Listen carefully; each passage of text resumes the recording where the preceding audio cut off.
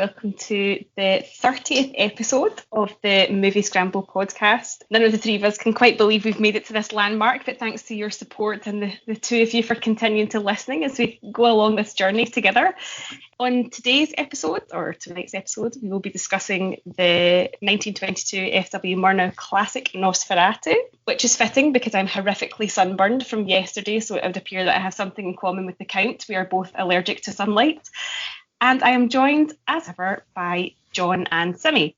John, how are you? Well, well, that's about it. I managed to avoid going out in the sun as well, so because I go bright red more than most people. I think it's my Irish Catholic upbringing. It just makes me totally susceptible to any sort of daylight whatsoever. I've been off work for a week and a half on leave, but not off and on the sick, and I've done pretty much nothing, and it's been great, apart from watch lots of telly and films and stuff. So I am going a bit stir crazy, to be perfectly honest, but I'm going to be doing some stuff this week which will hopefully get me active again. But apart from that, yeah, just the usual. Simi, how are you? I am still suffering from Saturday, so I am still feeling the effects of the alcohol, and I'm really just getting too old for this shit.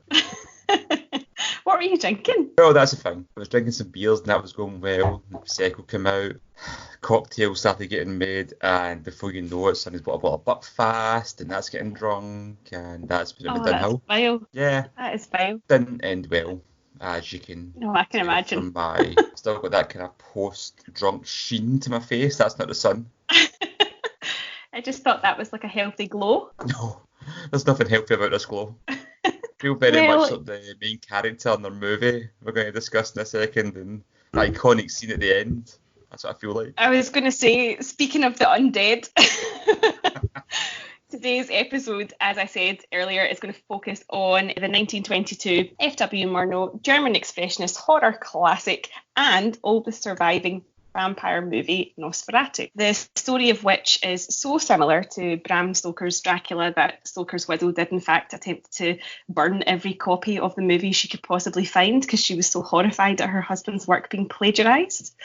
It tells the story of Hutter, played by Gustav von Wangenheim, who travels to the land of phantoms, Transylvania, to visit Count Orlok, played by Max Schreck, in order to sell him the house across the road, which all sounds very mundane for a vampire film. It is a German expressionist classic, and if you're kind of expecting lots of blood and gore, there's none of that, but it's extremely atmospheric, it's thrilling, it's very dreamlike, and it's probably quite an accessible silent movie because the plot is so familiar. John, what were your thoughts on watching it? I was really surprised by this film, basically because I was so familiar with vampires and the whole Count Dracula story that I thought I knew what this film would be like, and I was unprepared for just how good it was.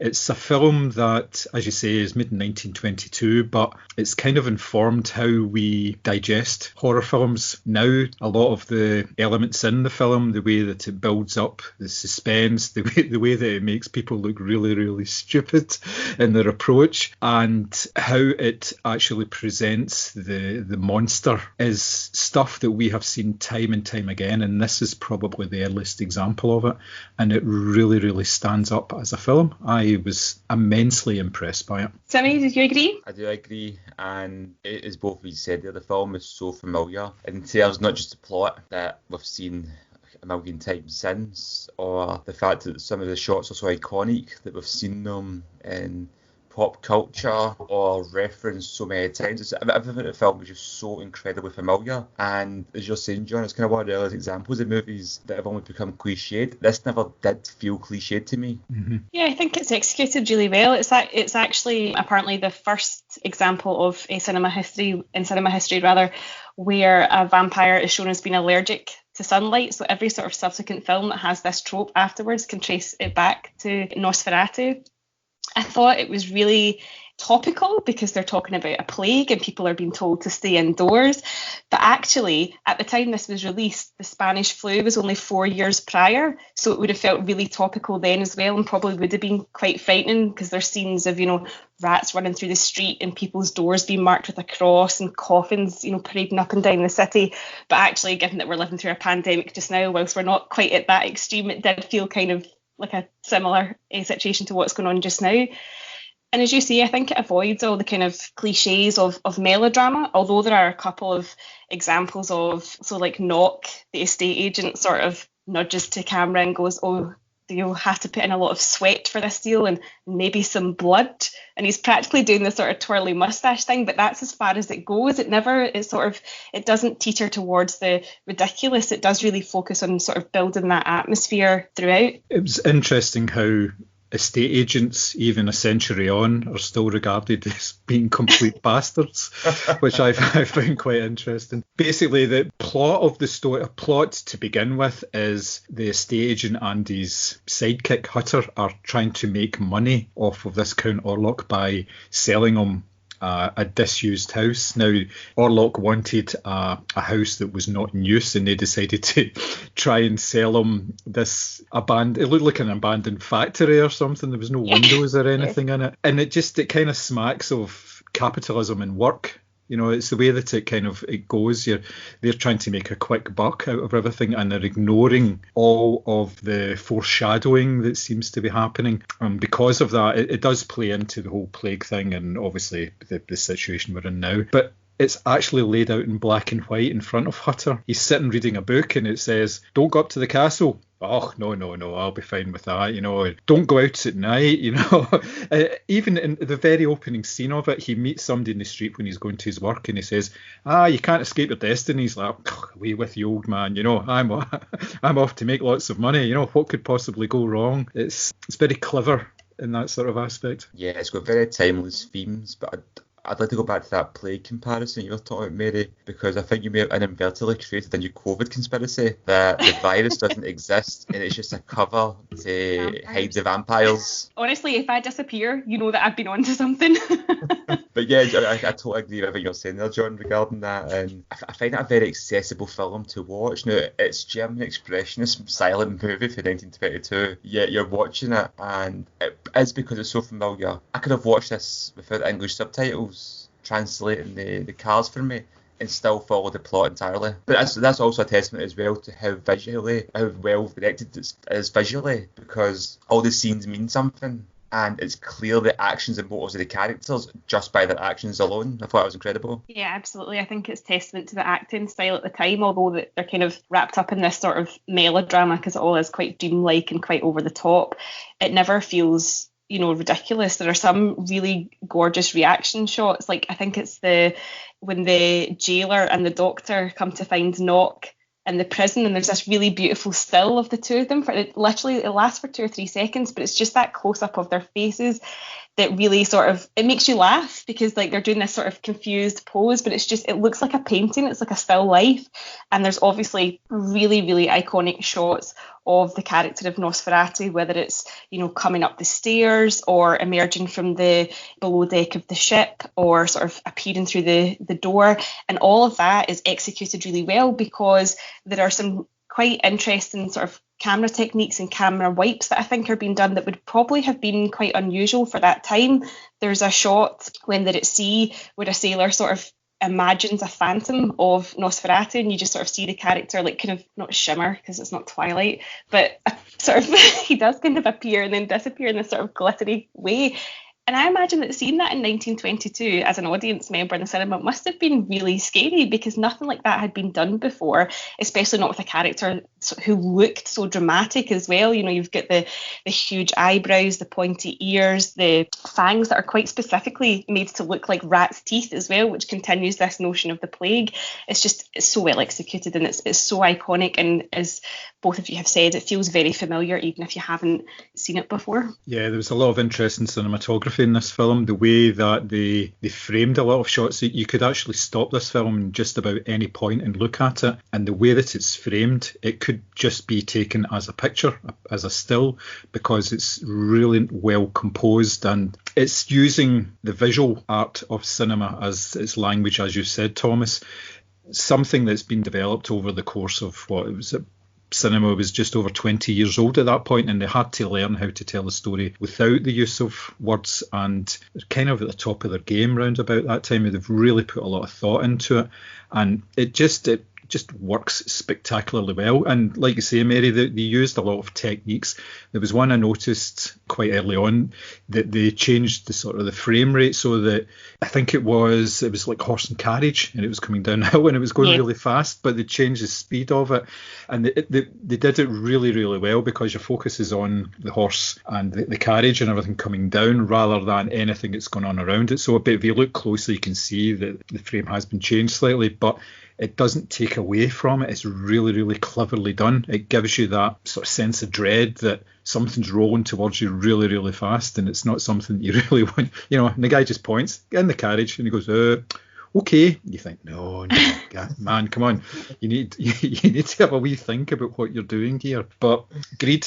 It all comes down to greed. That's what it is, isn't it? This has all become very socialist, John. I thought in your house with the servants that you have that you'd be all for horses and carriage to take your people up to your... We have to furlough a number of them over the last couple of months, but things will return to normal before Christmas, before the Yuletide season. I guess I had to shoot by the horses. I think that for me, what I love so much about this film is the sort of myth around not only Nosferatu and this sort of, as you said, John, there's the book on, vampires and don't talk to them because, they're just there to drain your blood. But what I love is the actual myth surrounding Max Schreck himself. So I don't know if any of you guys have seen Shadow the Vampire. I know of it. So it's a movie where Willem Dafoe plays Max Schreck making Nosferatu. But there's so many rumours at the time that Schreck was actually a vampire and that he sort of became obsessed with this role and sort of took it into his own hands and started finding his own victims. And there's so many people that are keen to point out that Schreck's surname is really close to the German Der Schrecken, which is German for terror. Like, there's so many wee bits like that. And then Nosferatu might come from the Greek Nosferus, meaning plague carrier. There's all this like wordplay going on that you're not even seeing because it's all kind of off screen. And I love this film for that reason as well. Like the kind of idea that this was the first sort of PR campaign to sell tickets, that they just sort of told everyone that Schreck was a vampire in order to get bums on seats in 1922. I think it's really cool. The first viral marketing campaign. Aha! Well, I kind of... No pun intended, right? Yeah. You're right. I mean, it does look legit, and this is a film that's almost 100 years old. And when you look at the effects, the practical effects of him, it doesn't look a man. You could be convinced that's actually how he looks.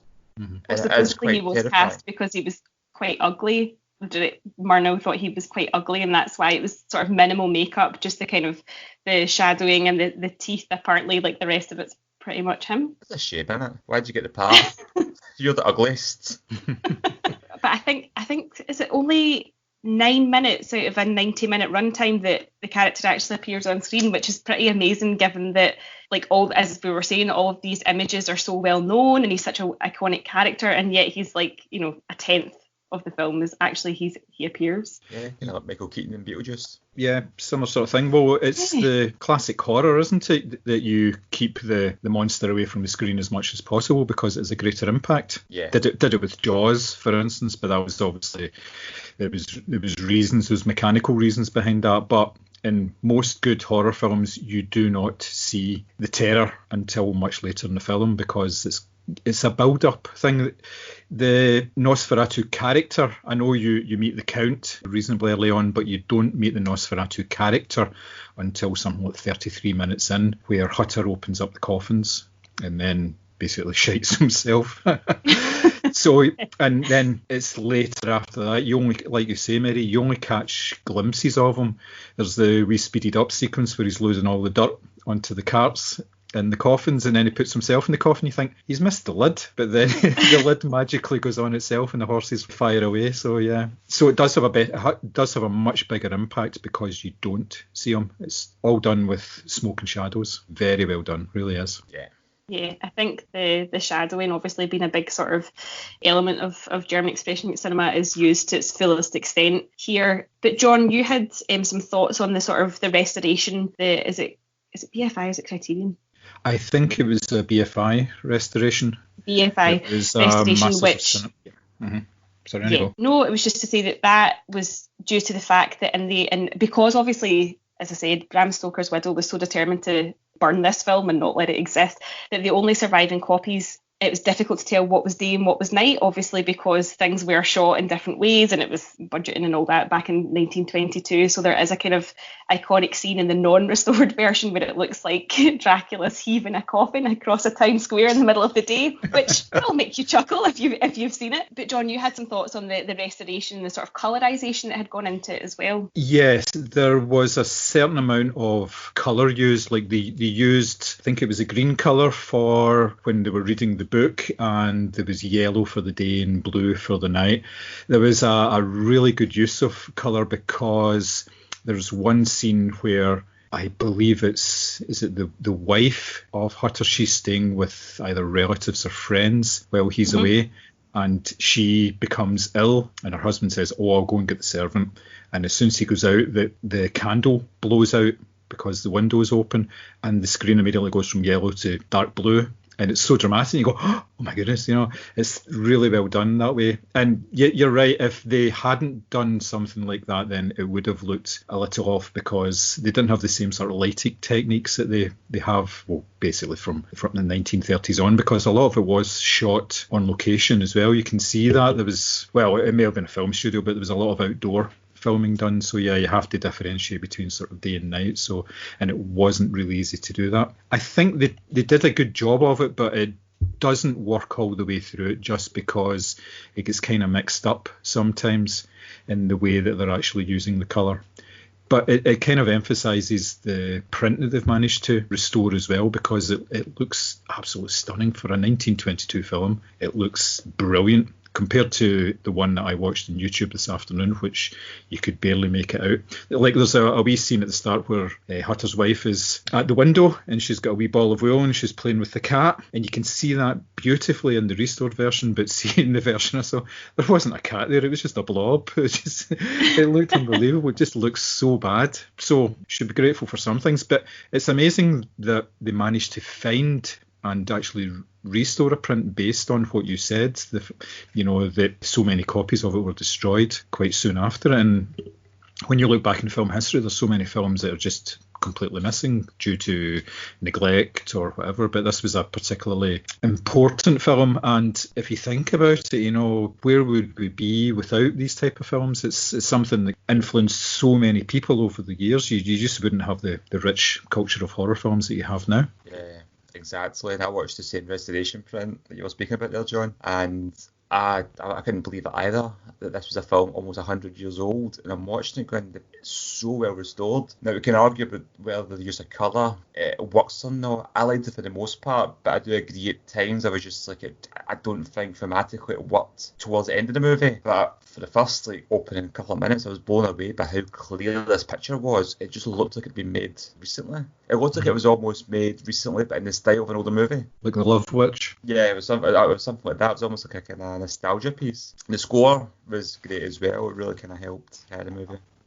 I think that was written for the restoration, because I did a wee bit of research on it, and because the film it sort of fell into disrepair for a long time. Any time that they did a new version of it or re-released it, they had another score written for it. So the one that's actually on the restoration, I believe, is reasonably recent. It works really well because it mirrors the action. It's quite dramatic over the titles, and then you've got about 15 minutes and it's all very nice and airy and light, and then just subtly it gets a wee bit darker and a wee bit more ominous with the score, and it just really complements the film. It shows the importance as well of film music, which you can't really overlook, to be perfectly honest. There's so many horror films you can think of. You try and watch it with the sound off, it's not the same. It's a massive part in the movie, the music. I mean, just go back to talk about Jaws, for example, that we're discussing. Imagine that film, a different score. Yeah, exactly. There's quite a few different versions though of music. There's a jazz soundtrack, believe it or not. There's a sort of techno soundtrack, and then you've got your sort of traditional, attempting to sound like a silent movie soundtrack. So I've watched quite a few different versions of it to see the different style of music. I do love the sort of old-fashioned kind of plinky plonky piano that makes it sound like you are literally in a picture hall from the 1920s, because it's so sweeping and over the top, and I do love that. I haven't been able to track down the jazz soundtrack, but I'm really determined to, because I want to know what Nosferatu jazz sounds like.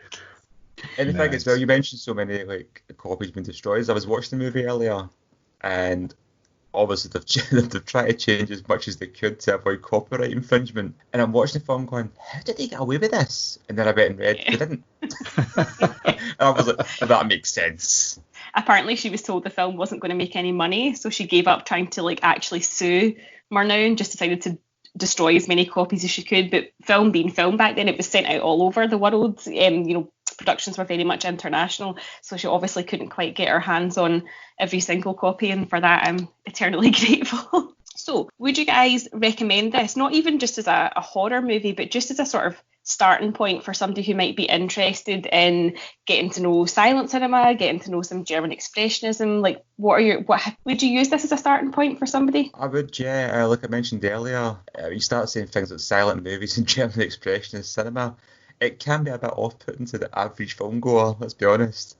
And I include myself in that one. The appeal to me for this mostly was the fact that it was this old horror film, this iconic horror movie that I hadn't seen, so I was like, it feels like something I should watch. But it is very accessible. It's an easy film to watch. You say it's a 90-minute runtime. It just flies in. Yeah, I'd agree with that. If you were compiling a list of films for someone who's never actually seen a movie, then this would be on that list. Probably, if you had to make up 10 films, this would definitely be on it, just because its ideas and its images get repeated so often, and it's good to understand where it came from rather than just accept it from watching an inferior copy of the same type of film from later on in the decade, later on in the century even. I would love to see this in the cinema with a live orchestra. I was just thinking that when we were talking about soundtracks, actually, because every so often is it the Bonus Hippodrome do silent movies and they will have an organ player live, and I was like, God, this would be amazing to see that live on screen. It just would be good to sort of to feel it, sort of hear the swell of the music as it sort of carries the plot along, because obviously with it being a silent movie, you are sort of maybe relying on soundtrack as opposed to the spoken word. But I just think it's a really iconic piece of cinema, and I think that like everyone, there's sort of loads of gifs and stuff like that of like, Nosferatu creeping up the stairs, and it's probably not the scariest movie you're ever going to see because it has been kind of done to death, but it's so well executed. There's some like truly beautiful bits of cinema and beautiful shots. As John said, you could sort of pause it at any point and it's like a painting. And there's so many other movies that have Nosferatu to thank for their sort of existence. As I said, the vampire tropes came from this film, and I just think it's a really clever, kind of thrilling piece of work to actually watch, and it's amazing to think it's nearly 100 years old. Yeah, I mean, I can imagine watching this film at the time and being pretty terrified, especially when going up the stairs and these long shadowy fingers open the door. I think anybody that watches it now and claims to be scared by it is probably just at it and being a bit pretentious. But pretentious? Moi? I think back then, if you're seeing this, there's nothing else like this in cinema either. You are sleeping with the lights on. Plus, as I say, all the sort of rumours that they turned up about Shrek himself. You should definitely try and get a copy of that Shadow the Vampire as well, because no one quite does crazy and unhinged and probably is a vampire like Willem Dafoe. If you think about his performance in The Lighthouse, this is like that times 100. I mean, if you look at Max Schreck without the makeup and that on, there is similarities between the two of them. You can see why Willem Dafoe is cast for a physical point of view as well. It does look, there's a similarity, I would say. It's a good one to track down. Nosferatu isn't actually streaming on any services as far as I'm aware, is it? Or did you guys watch it on a streaming service? It's on YouTube. There's a poor version of it on Amazon Prime at the moment as part of a double bill with the Cabin of Dr. Caligari, but both films are unrestored. They're not particularly good. It does have, it's one of the older versions with, I think it's one with a Plinky Plonky soundtrack, so it may appeal to some. Me. Well, I mean, I would honestly suggest that if you are listening to this, that you try and track it down. It is one of the cinema greats. As Thomas said, it's one of those films you just sort of should see to understand the landscape of cinema, like in the century afterwards. I take it as a recommend from the both of you? Yeah, it is, yes. And it's definitely a recommend from me because, I get very excited about my German cinema.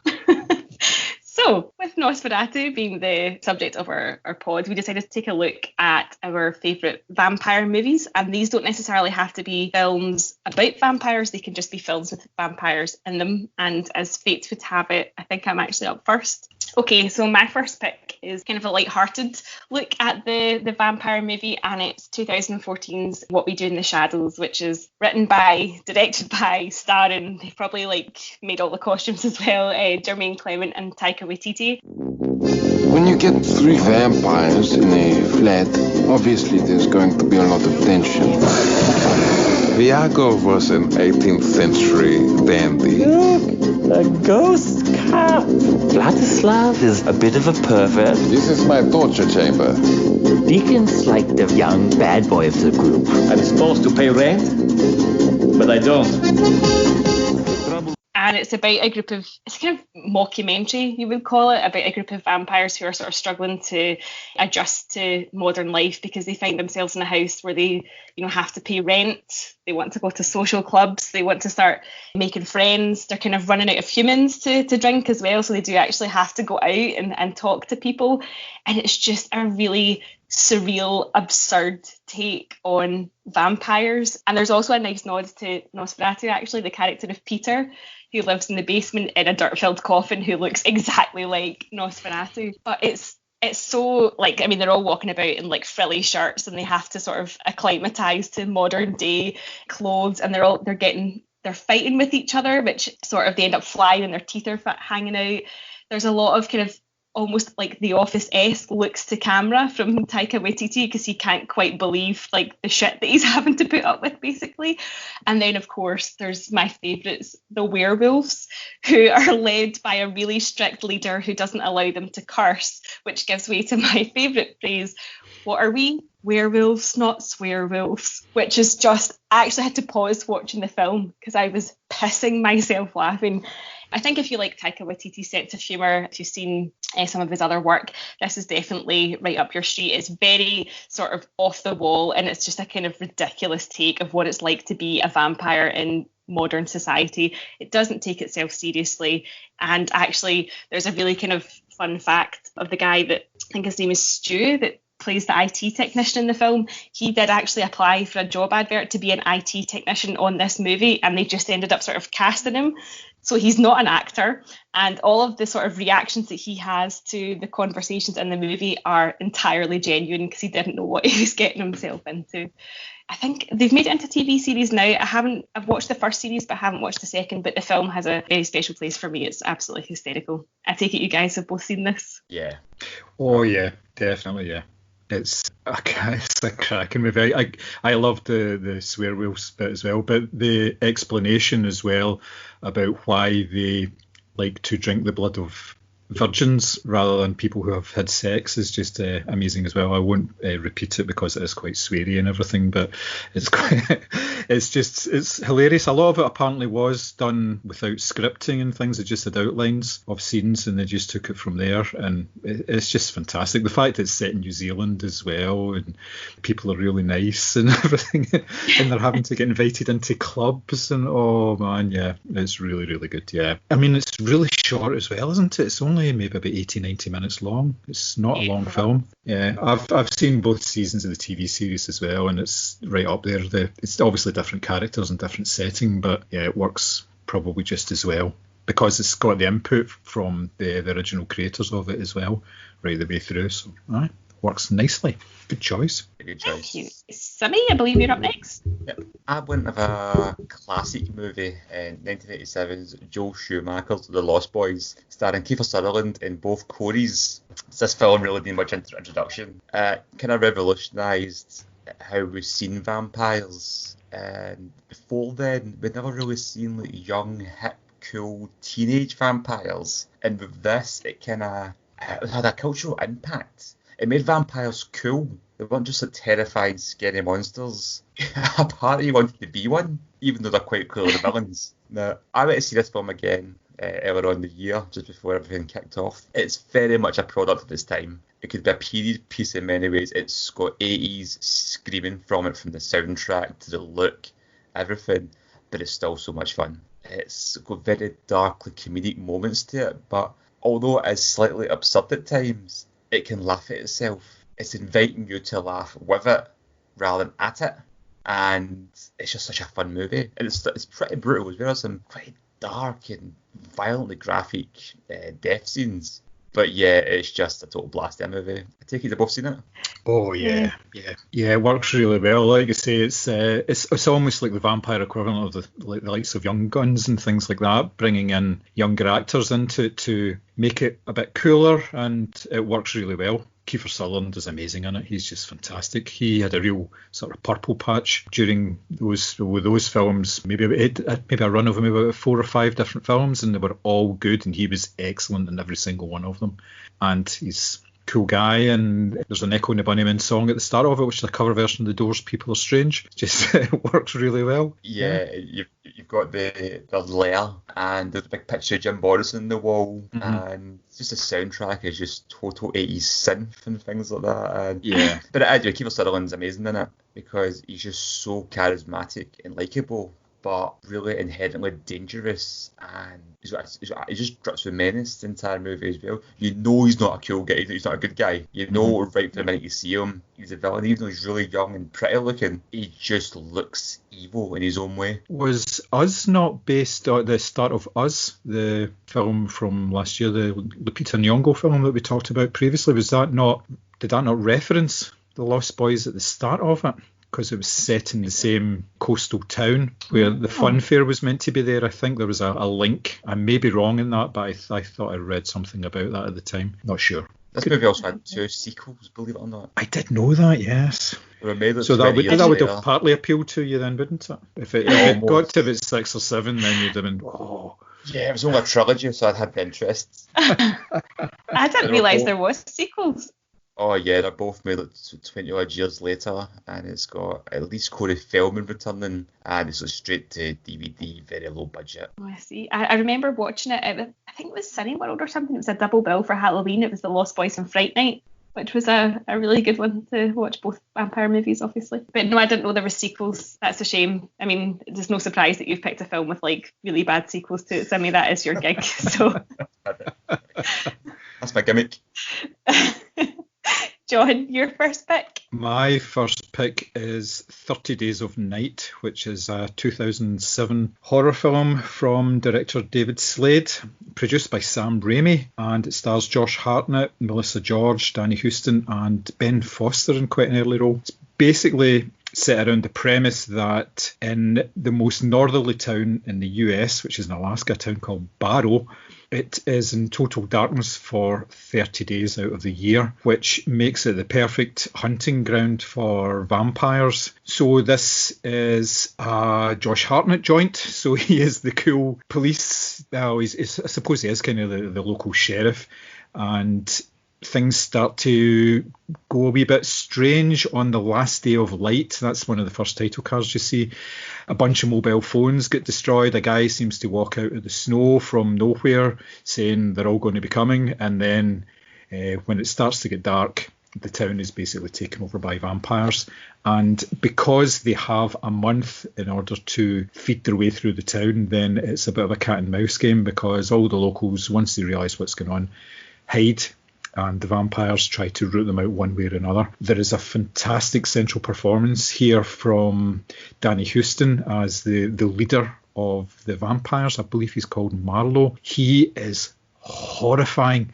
He's wearing this very pale, glistening makeup, but he doesn't shimmer. And he is just evil incarnate. He is so cold, and he's just completely ruthless. There's an awful lot of blood in this film, and it's beautifully shot, especially because you're talking about night scenes. So there's this very pale blue and so much of this film, and it's atmospheric, but you're kind of on the edge of the seat for about the second half of it, because it's just really, really tense. You're in it with these people who are like hiding in attics and all sorts of wee cubby holes and just trying to not make a sound. It's an immense film, absolutely brilliant. I take it you guys have seen this. Yeah, I read the graphic novel, before seeing the movie. A friend of mine gave me it, and I was like, whoa, this is pretty brutal. And I heard they were making the film. I thought, how do I pull this off? Because this is really, really like, violent and gory, and the vampires are nothing but just total monsters. There's no kind of sexual element to them you get in a lot of vampire movies. Maybe the ones that you seek out, yeah, obviously. Well, That's my next Elvis's pick. personal collection. Wait to hear my next pick, Embrace of the Vampire. But no, I thought Freddy's Night was a cracking film. The visuals, especially the blood against the white snow, just the premise of it, you know, like a town in darkness. Yes. It's a vampire feeding frenzy. But I find it interesting that David Slade followed up this movie by directing Eclipse, the third movie in the Twilight saga. Here's the thing. I am not a fan of the Twilight movies at all. It's not for me. Sammy, you bring it up all the time. They're not only not for me, I just genuinely think they're not very good movies for the most part. Eclipse is a very good movie, and I came out of the cinema going, I really enjoyed that. I took my sister to see it, and I was surprised, and I went home and went, David Slade directed that? I thought, well, that makes sense. That makes sense, but this was a better movie, and it is a bit more violent as well. Obviously, there's limited what you could do based on the fact that it's still for kids, but yeah, done quite a good job considering what you had to work with. Did not know that. I haven't seen 30 Days of Night, but based on your description, John, I would quite like to watch it. It's kind of, I don't know if it sounds similar to that Daybreakers, but I quite like the violence in that. That was good. There are certain thematic elements Yeah. that cross over into Daybreakers. 30 Days of Night is on Amazon Prime as part of their offering, so give that a watch. I watched maybe about 40 minutes of it today, and I intend to go back and watch the rest of it again. So, yeah. I think you'd like it, Mary. It's good. Oh, that does sound good. I like violence. My next pick is the gloriously camp and homoerotic 1994 Neil Jordan movie Interview with the Vampire. This stars Christian Slater, Brad Pitt, Tom Cruise, and sees a young, cute, adorable Kirsten Dunst as well. The story is basically that Brad Pitt is a vampire who's been interviewed by Christian Slater, who is a journalist, and that kind of kicks off the story to be told in flashback, and he narrates his life. He is over 200 years old, and he becomes a vampire one night. He owns a plantation in the deep south. His wife and child are killed, and Lestat, played by Tom Cruise, turns him into a vampire. The plot is quite interesting in the sense that it's Brad Pitt's character, Louis, doesn't really like being a vampire. He tries to survive off of like rats and small animals because he doesn't want to drink human blood. But Lestat is always this creeping presence in his life, and he's this kind of snarling bad guy. It is ludicrously camp when you watch it now. There's a lot of, you know, sort of frilly shirts and flowing hair, and that is just the guys. And it's very, very sort of plays up on the erotic sense of, you know, vampires. There's a lot of images of, you know, heaving bosoms and low-cut corsets, and like they play a lot on the neck being bitten. But I remember when this came out, I was actually quite frightened of it. My mum and dad went to see it at the cinema because at the time my mum was going through her Brad Pitt with long hair phase. She actually had a calendar at one point, and she will kill me for saying that, but she did. And she went to see it for that, and it came out in video maybe like a couple of years later, so I must have only been about 7. And when I watched it and I saw the scene where Kirsten Dunst is obviously playing the young child and her town's been overridden by plague, also a link to Nosferatu, and she's sort of mourning the death of her mother, and Tom Cruise and Brad Pitt offer her the escape. And I was terrified because she was this beautiful, like gold ringleted young girl with dimplets, and they want to turn her into a vampire. She loves it. She's got an insatiable taste for blood. So it was quite frightening at the time watching it. Watching it back more recently, it is a little bit over the top and a little bit silly, but it's got a good amount of violence in it. Antonio Banderas crops up in it as well, Stephen Rea, and it's just one of those, if you watch True Blood, it's kind of like that. There's the good vampires and the bad vampires, and it's all very over the top. Have you guys both seen this? Yeah. Yes. I'm just thinking of the irony there as well, that Antonio Banderas has got COVID, and as you were saying earlier, it's just a cover for vampires. So maybe Antonio Banderas is actually going to turn a vampire in real life. I didn't know he had COVID, but what a link! What a link! Yeah, I like this. I love this film. I think it's great. I haven't seen it in a while, to be fair, and you're right, maybe some bits are a bit kind of sillier than it would have been at the time, but I love Tom Cruise in it. He's just so gloriously over the top. You can tell he's having so much fun in the role. He just hams it up. He should do it more often. He is actually a good bad guy. He hams it up nicely, but he's also not in a bad way. He's not like hammy in a bad way. Like, he's still pretty vicious in the role. Yeah. He's still carries the essence of the character very well, unlike the sequel. Yeah. Wait a it minute, works there's a really sequel to this as well. Yeah, Queen of the Damned. Oh, I didn't realise that was a sequel. My apologies. It's not good. John, have you seen Interview with the Vampire yet? Yeah, similar opinion to Thomas. It's a fantastic film. It's one that gets referenced quite a lot as being a different Tom Cruise performance, like you say, and it works really well. And yeah, he's fantastic in it.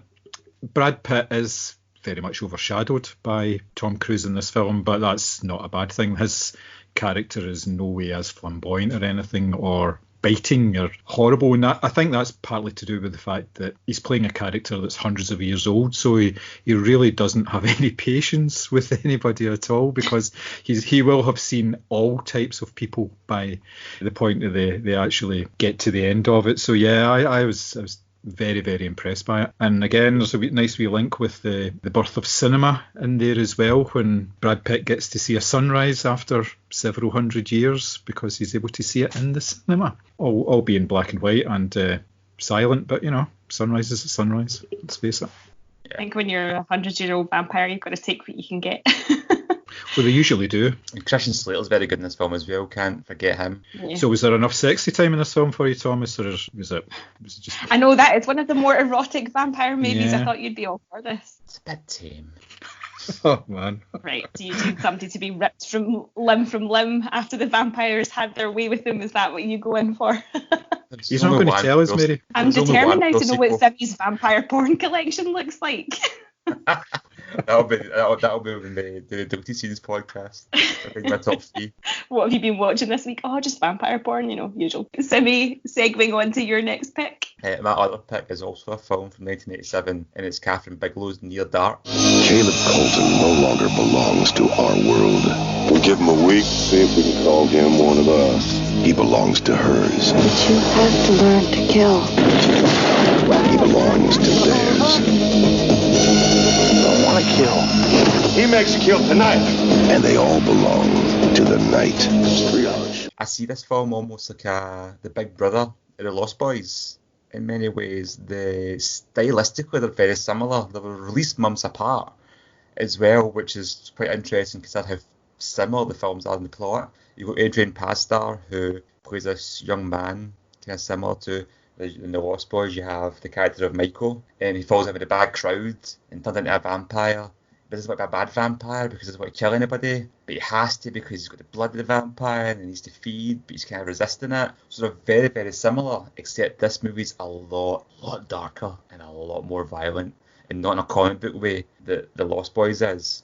It's pretty hardcore. You've also got Bill Paxton, Lance Henriksen, and Jeanette Goldstein as the vampires in this nomadic tribe almost. And yeah, this movie's almost it's like a vampire western, but set in the then modern day, and it's just so well done. I first seen it when I was younger. It was on TV one night, and I was kind of flicking about and watched it, and nobody else has seen it. And it wasn't until years later it became this kind of cult movie. A lot of people kind of give it the respect it deserved. There's a particular scene where they go into a bar and just start killing the patrons, but it's so drawn out. It's not they go in, it's this crazy manic bloodbath. They're torturing them psychologically. They're playing with them. They're kind of daring them. If they're challenging them to fights, knowing they're vampires, they're just going to fuck people up. And Bill Paxton is incredible in this movie. Absolutely incredible. He's just so psychotic and a total sadist. Have you seen it? I have, yes. I saw it years ago. I've not seen it probably for maybe about 15 years or something. It was a massively impressive film at the time. I really enjoyed it. I couldn't remember too much about it though when you mentioned it there. I had a wee look up at, and I remember the Bill Paxton character being particularly good in it, and obviously Lance Henriksen as he was the leader of the gang. Yes, yeah, they were both particularly really good roles. It's one that I really need to go back to, because I think I watched it the first time because I was interested in Catherine Bigelow films. I'd watched a couple of them and that had been recommended to me.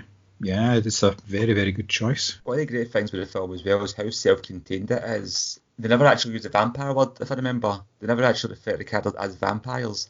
And by doing that, they don't have to then have like the obvious exposition where they're sitting talking about, well, here's how you kill a vampire. You get a cross, you get some holy water, you get some side. These things for the certain lore just happens to intertwine its way into the movie. And it happens naturally. And yeah, it's just I don't use the word realist vampire film because they're still very obvious supernatural beings, but there's no lot of backstory to the characters. Things just are how they are. Continuing the theme of Mary hasn't seen any films ever, I haven't seen this film. At least I didn't think it was Maverick. I'm learning. It's a Western as well. I know, and yet I resisted the urge. No, but I haven't seen it, but that does sound really good as well, actually. Like, I like the more sort of violent ones, are the ones that are more kind of like psychological, and that bar scene that you were describing sounds pretty horrific. Well, it's brutal because it's just so drawn out, like I was saying. You keep thinking to yourself, they'll just torture these people because they, not just because they can, because they're actually just bastards. It's almost like they're not bastards, they're vampires. They're bastards because they're bastards who just happen to be vampires. They don't have to be doing what they're doing, they just like it. Yeah. Oh no, that sounds horrific. Did no one ever tell them not to play with their food? Sorry, that was piss poor. John, your next pick? My next pick is the 2003 film Underworld, which was directed by Len Wiseman. Stars Kate Beckinsale, Scott Speedman, Michael Sheen and Bill Nighy. It is your basic vampires versus werewolves film, but not in a comedy way. You have the Kate Beckinsale character of Celine, who is a death dealer. She is a vampire who hunts the Lycans, the werewolves, and for some particular reason she finds that the Lycans are targeting certain people, and she follows one of them, a guy called Michael, and she saves him from the Lycans and tries to figure out why they are interested in him. At the same time, there's all sorts of politics going on within the vampire community as well, with people who want to take over and people who are trying to work behind the scenes and everything. It's a beautifully stylish film. There's lots of rubber outfits, which would appeal to certain members of the panel this evening. It's very silly. I can say that without too much argument coming from anybody else. But it's a cracking action film. It's all gunfights and sword fights and all sorts of things, and it's a spectacle film more than anything else. But it's a real romp, and it totally works, especially where you're dealing with vampire lore. There's a very interesting element to it where a vampire is basically in charge, and the other sort of main members of the coven basically sleep. They sleep for a century or 2 centuries or whatever, and they basically take in turns to be in charge so that they're living longer. They're not aging, because vampires do age. They're not eternal, apparently, in this universe. It works really well. Bill Nighy just chews scenery like nobody else as a vampire, and Michael Sheen as the leader of the Lycans is just phenomenal. He's just so funny because he is just completely over the top. He is a hirsute gentleman, and he makes the most of that in his role as the leader. And some of the comments he has, especially for the other werewolves, who are all just sort of meaty, big beefcake type of guys, and they're not particularly intelligent. They are basically just big dugs, if you like, more than anything. It's just, it works really well. There were 4 other films in this, so it almost makes the whole series interesting to you, Thomas, I would imagine. That's almost on the cusp of sequelitis, but they do get progressively worse, unfortunately, which is another thing. I can see your wee eyes lighting up there. No. Yeah, I never seen the 3rd one, I never seen the prequel, but I did go and see the fourth one in the cinema, and I was just like, Jesus, this isn't good. I didn't think the second one was that good either, to be fair. The first one, I thought it was okay. As a film, I expected to enjoy more than I did when I watched it. Yeah, they do rapidly go downhill. Considering that they built up quite a good backstory within the first film, they didn't exploit it in the way that you kind of thought they would, which is a little unfortunate, but it does work. Mary, have you seen this? No, and to be honest with you, that sounds like my idea of hell. Like, it just sounds like Twilight with more fighting. Just like something I would enjoy. No, I would give the first one a go, definitely, because it's a particularly good action film. If you just treat it as an action film with, vampires and doggies, then you're good to go. But yes, it's not one that you're going to take particularly seriously in any way. Yeah, it's popcorn. No, I mean, I do remember them being out. Yeah, I remember them being out at the cinema. Just it didn't interest me at the time, and probably, if I'm being honest, it'll be at the bottom of my to watch list. No, it's fair enough. So my last pick is the 2008 Thomas Alfredson film Let the Right One In, starring names I'm going to fuck up: Carrie Hedbrandt, Lena Leanderson and Per Ragnar. It's set in Stockholm, and it basically tells the story of Oscar, who is really lonely. He lives in a sort of apartment block. He's getting really badly bullied at school, and he notices the young girl Ellie, who plays in the sort of, they call it a playground, it's just some steel outside their apartment block, but she only comes out at night, and he really wants to get to know her because he's curious about her, but she won't come into his apartment without being specifically asked in, which Oscar was the clue that she is not human. And kind of against the backdrop of their sort of unlikely friendship forming, which is actually really quite sweet for a vampire movie, there's a series of local murders that are quite brutal and quite graphic. And obviously, as the film progresses, you realise that Ellie's keeper is committing these murders in order to help her get her blood supply. It's a kind of unusual vampire film because the vampire, like you were saying, Thomas, is a child, but she's not one that's presented as cool. She's very ghoulish looking in her appearance. She's extremely pale. Her hair's all sort of ratty, but she gives Oscar this friend that he hasn't had, and although obviously anytime he sort of accidentally cuts himself, she is sort of really trying not to drink the rest of him, there is a kind of sweet friendship at the heart of this.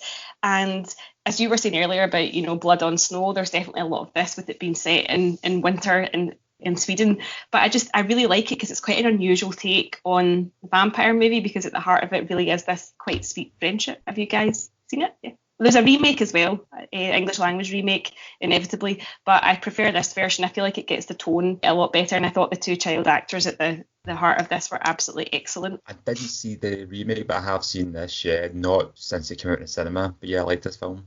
Yeah, it's basically an art house vampire film. It's very much a low-key, low-budget film, and it's beautifully shot, and there's a really sort of lovely haunting soundtrack on it. And when you get the violent elements in it, they are genuinely shocking because of the pacing of it and the way that you're kind of drawn in just to I know this is wrong, but the human story of it, just the lonely wee boy and how he needs somebody to connect with. Yeah, it was a wonderful film. Simi, your last pick? I went with a Russian movie for my last pick, and that's the 2004 film Night Watch. I'm not even going to try and pronounce the Russian name for it. I'll try my best with the director. It's directed by Timur Bekmambetov and based on the novel series by Sergei Lukimenko. This basically tells the story of the modern day Russia, but you have these supernatural beings called the Others. They're basically humans with powers, and you've got the light side and the dark side. And a not so subtle nod to the Cold War, they're locked in this eternal stalemate that one side can't get one over on the other. So you've got the Night Watch, who's been set up to be like a kind of quasi-police force to police the bad guy, the dark side, so to speak, and vice versa. And the story kind of revolves around the main character, Anton Gorodetsky, who, although he's a hero of the movie, so to speak, is a far cry from Kate Beckinsale and Underworld, who's this ultra-cool, great action hero. He's a bit rubbish. His job, he's just a grunt, he's just a low level policeman, so to speak. He's not necessarily this great fighter, this great combat guy, but he gets into a bit of a feud with the Dark Others when he interferes with a couple of vampires that try to feed, and it becomes a bit of a political dilemma in a way where he kills one of the vampires, and the dark side of it, but we don't really like this because you're kind of upsetting the balance now, and it starts kind of hijinks ensues from there. But this is a brilliant film, and when it first came out, the fact that it was Russian, you hadn't really seen anything like this from a movie based in that side of the world. It was this over-the-top, crazy action horror movie, a very low budget and quite impressive special effects to go with it. Danny Boyle and Tarantino both raved about this movie when it first came out. There was a sequel, it was also Russian, and then the director just kind of gave up doing it after that and went and made Wanted. And whether you like that film or not, you kind of don't know if that's a good choice. I thought the film was quite good, but he never went back to the series. And there's been talks for years of English language remakes or eventually making the third movie in the trilogy, but no, never happened. And it's a shame because they're good films. The first one's a lot better than the second one. The second one is a bit of a confusing movie at times and doesn't translate into English as well as this one does. Stylistically, it's fantastic as well. The subtitles are even stylized, so it's really accessible for an audience that might be put off by a foreign language movie. There's a scene when the kid's in the water and the vampire's telepathically speaking to him, and it appears on the screen as blood and drips off the screen. And that sounds cheesy, and it's really well done. There's a scene when the characters shout and the subtitles get bigger. It's a part of the narrative itself. It's very well done. Have you seen it? Shamefully, no. I have Night Watch and I have Day Watch sitting on the shelf behind me, but I have never cracked the spine on them and watched them. So yes, it's one I've always looked and thought, I could watch it in a Russian language. No, you're all right. And then I always think about it and never watch it, and I think I really should now. I am shamed into not having seen it. It's probably one of a number of films that I've got there that I haven't watched. Mary has watched this, haven't you? I actually have. Honestly, yeah. I can't tell you how happy I am right now. Like, I am thrilled. And the only reason I watched it is because I'm pretty sure I was doing Slavonic studies in uni at the time, and the lecturer was talking about the sort of political themes within it and the kind of pop art style subtitles that you were talking about. And that is why I have seen it. And I remember putting my uni head on, thinking about all the political themes on it at the time, but was just so wrapped up in how cool it looked. It's a really, really beautiful film to watch. And yes, I have seen it. Carefully for all of our listeners. But yeah, as you're saying, the other kind of the themes are very much Russian themes and Soviet themes. It's very much a movie for that audience, but because of the kind of movie it is, it does translate very well as it's just like a supernatural action movie. Even the idea of like the bad guys being policed in that way is a very Soviet way of doing things. So it's quite clearly made for that audience, but as you say, it just works. It's a really cool film to watch, actually. It's quite a cool film to look at. John, your last. I know you're going to get me back with something I haven't seen anyway, so it's fine. I very much doubt it with this choice. It is the 2002 film Blade 2, which is part of the Blade trilogy. Blade. We represent the ruling body of the vampire nation. They're offering you a truce. They want to meet with you. You're sure about this? They'll take us in deeper than we've ever been. Now, those he has sworn to kill need his help to fight a new breed of terror. They're no longer top of the food chain. Our forces are ready to fight, but we need a leader. Let me get this right. You want me to hunt them? For you? Ooh, so exciting. This is a film that is directed by Guillermo del Toro. It stars Wesley Snipes as the main character Blade, with support from Chris Christopherson, Ron Perlman, Norman Reedus and Luke Goss of Bros fame as the main baddie. Really, yes. The film follows on from the first Blade film, which was a pretty big success, I would say. It got very good reception and it warranted a sequel. So in the sequel we find Blade still trying to protect the humans from the vampires. In this one, which is a little bit of a spoiler for the first film, he is hunting down his friend Whistler, who is also was his mentor, and in doing so he actually gets in touch with other vampires because rather than they think that Blade is a threat, there is a new threat out there, which is the Reaper virus, which has created a new type of vampire that not only kills humans but also kills vampires as well. So Blade has to form a bit of an alliance with the vampires called the Blood Pack to hunt down the Reaper, which is played by Luke Goss, as I said. And basically all hell breaks loose. It's violent, it is really fast, energetic, lots of pretty good choreography.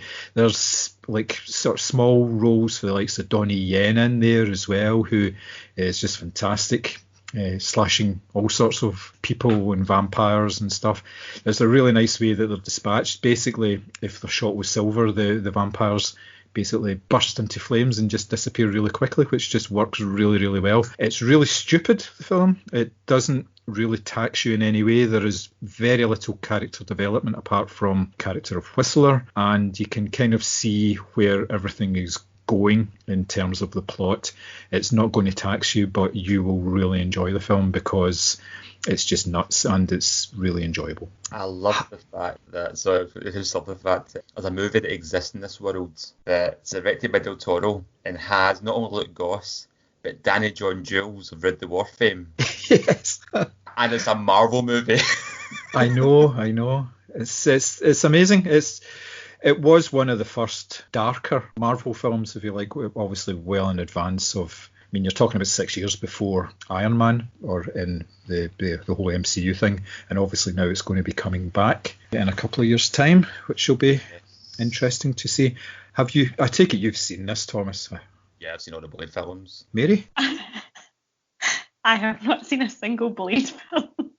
I swear, I feel like I just avoid films with like sequels. Every time like we get one of these big franchisey movies that everyone's seen, I'm like, nope, I was probably watching like, I don't know, Metropolis or The Golem when that was popular. Blade is on Amazon Prime, and I'd just watch the first 5 minutes. Okay. Watch the first 5 minutes. I believe they're bringing it back with, is it Mahershala Ali is bringing it back to the MCU? Is that correct? Which I would watch that. I like him. But yeah, I would just watch the first 5 minutes of Blade. You'll know if it's for you or not. If you don't get to the end of the 5 minutes, then you're not going to watch the rest of the movie. But if you finish those 5 minutes and go, yeah, well, I want to see the rest of that, it's for you. It's like iconic opening. Good shout, yes. Yep. I'm intrigued. I definitely want to watch the 30 Days of Night. If that's on Prime, I definitely will give that a watch. So there endeth our TED Talk on our favourite vampire movies and Nosferatu, some with some more obvious links to the 1922 film than others. So on Twitter, I asked everybody what their best vampire movies were, and Reese Rubbager got back to me and he agrees with John, 30 Days of Night. Nice, good choice. Sounds like a sound person. I really want to see this now. There's obviously not much going on this week. We're all three very depressed Cineworld card holders that can't get to our local multiplex to watch whatever's coming out. They keep teasing that Tenet is coming out on the 31st of August. That seems highly unlikely. So, in movie news, this week there was an announcement that Mulan, which was a hotly anticipated summer blockbuster release before vampires / the plague / COVID happened, is going to move to Disney Plus for a fee of $30. Now, Disney have said this is great value for a family who may go to the cinema to see it. Others are saying that they're actually pushing a film that has a person of colour at the front and centre of the story onto home release. So there's been a lot of debate about this. What do you guys think? Do you think that the producers should wait until Mulan can open in the cinema? And do you think $30 is value for money? Based on, we had a recent discussion about this in a previous podcast available in the Moviescramble archives, where I said no originally when we were talking about the film Trolls, but both of you changed our mind on it. We said we've taken into account a family go to see the movie and maybe going to see the film a few times. That's cracking value. For somebody like myself who would go to cinema alone most of the time, that's horrific value. Wow. You know, pantomime awe there for Simmy. Yes, we'll put that in later. So when I first seen it, I balked at it, to be fair. But yeah, they're right. They're right. Unfortunately, you get a family of 4, maybe 5 even, and they can rent that and watch it a few times before it gets deleted. Yeah, it makes perfect sense. It's just purely a financial thing. It's got nothing to do with people of colour. If you look at Disney's output over the last couple of years, they have been more than representative of all genders and colours and everything. So I don't think it's really got anything to do with that. People are latching onto that because they want something to latch onto. It's purely the fact that Disney have not posted any sort of profits this year at all. I think there was mentioned something like 4.6 billion or something, that their estimates were down in terms of their profits for the first quarter, which shows you how much money they actually make. I think they're purely trying to get some money. And the way that it is just now, it's not, the film like Mulan isn't going to come out in the States anytime soon. So if they keep pushing it back, then they're just pushing back other stuff, and that just creates all sorts of other problems. So I think they just want to get it out there and start earning from it. And you're right, Thomas, $30 or the equivalent of about £23 is a lot if you're just sitting on your own watching it. But yeah, these films are pretty much made for family viewing, and I suspect what will happen is after maybe about 4 months, maybe even less, maybe even like 2-3 months, it will just go into Disney Plus as part of their service anyway. So if you're not bothered about watching it to begin with, then it will be there for you, so you will be able to watch it in the comfort of your own home with your Mulan outfit on, no doubt. I don't know who that's aimed at, me or Simi. Oh, that's aimed at Simi, yeah. I thought it was aimed at me. I could see him as a warrior. A warrior princess. I've never seen Mulan. I have seen the cartoon, and to be quite honest with you, because the live action version does not have a version of Donny Osmond singing I'll Make a Man Out of You, it kind of lost my interest. That was like the best thing in that film. If you ever listen to Now That's What I Call Disney, like the sad person I am, you'll know how much of a good tune that is. So yeah, it was a film that I wasn't buzzing to see that over the summer. My big excitements were always going to be Bond and Tenet, so I probably will wait till it becomes available free of charge. I don't really fancy paying 20 odd quid for a film that I'm only lukewarm about. I think it could be quite interesting as well, the fact that the cinemas are reopening, and it's a harder. I can see why it would appeal to some people, but they might not get the reaction that they think they will, because things are starting to go back to normal for the most part. And when Trolls came out, we were in total lockdown. Yeah. So it was also cheaper. It was also like 15 quid or something, so it was like half the price. I don't think you had to set Disney Plus on top of that either. So I still think it's good value for money. If you're talking about taking like a family to the cinema, I don't think it's going to be the big box office hit that they're expecting. I think they're looking at Trolls and thinking it's going to be like that. I don't think it will be. I think they're going to be slightly disappointed. It's just a hunch. Yeah, it is a gamble. It definitely is. There's no other way of looking at it. It's getting sort of desperate as far as filmmakers are getting now. So yeah, it's very unusual, and it has shaken a lot of people. You can see that, and a lot of industry insiders are saying it's kind of unprecedented. It's not what they were expecting. They were expecting it just to get put back again and again. But yeah, it's a bold move. We'll see if it pays off though. Yeah, I'd be interested to see, because Trolls released their receipts, didn't they, from the home release? They had said how many millions, whatever they made. It'd be interesting to see if Disney do the same. Yeah. Well, if it is a success, yeah, we'll see that. But if they're quiet, then people will just make up their own mind, won't they? Yeah, that's true. Well, thank you so much for joining us on this 30th episode of the Moviescramble podcast. I do feel a little bit excited saying that, given that this only started because Simi and I got John drunk one night and made him commit to recording these. Obviously, if you want to get in touch with us, if you've got any ideas about what you'd like to hear on the pod, get in touch with us on Facebook, Twitter, Instagram, and the email address, which is podcast@moviescramble.co.uk. Yes. Yeah, thumbs up from John. Now give me the right email address. And if you want to let us know what your favourite vampire movies are, also get in touch on the usual channels. Have a good one. Speak to you soon. Bye.